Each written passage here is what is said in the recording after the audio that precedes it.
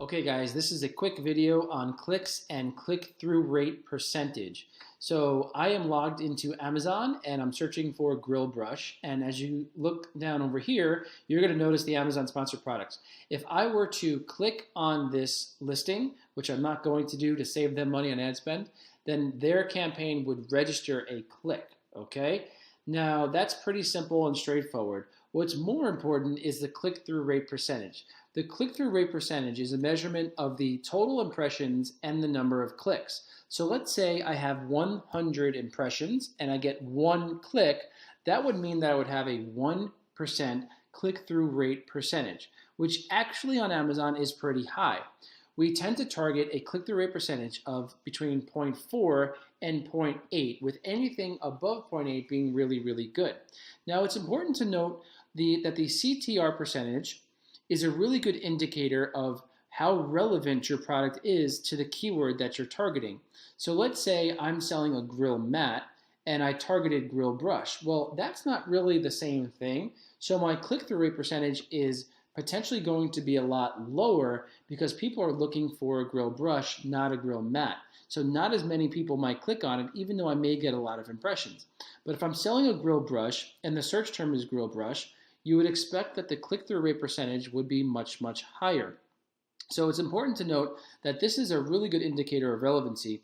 It's also a really good indicator of how your listing is coming across on the Amazon marketplace. So let's say you have a listing that has a really strange headline or title, and it's got a spelling mistake, or the punctuation is off, or let's say the image is weird and it doesn't come across, or the image is too small.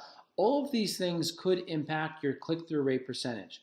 That's why we always say it's super important to start with a really, really good listing. There are other things that could also impact the click-through rate percentage. Think about it this way. What if your price is way, way, way high in comparison to your competitors? People are going to be less likely to click on your listing because of that one thing. Let's say you have like 0 reviews. Well, people may not trust you, so they may not click on your listing, which means you could get the impression but not the click. This all impacts your click-through rate percentage. And it's important to think of it as a way of determining how relevant and how good your listing is for what people are actually searching for on Amazon. Now, when I log into PPC Entourage, you're going to see that the clicks and click-through rate percentages is located right over here. And overall, our account has a 0.48 CTR percentage and 23,000 clicks. Now, you can see the clicks and CTR percentages for all of your products and all of your campaigns scattered throughout PPC Entourage.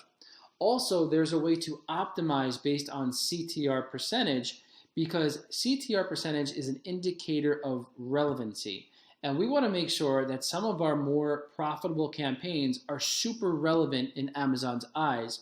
So in later videos, I'm going to share with you how to optimize looking at the CTR percentage to weed out the search terms and keywords that are underperforming based on the CTR percentage, so that you can increase your relevancy and potentially get a cheaper cost per click.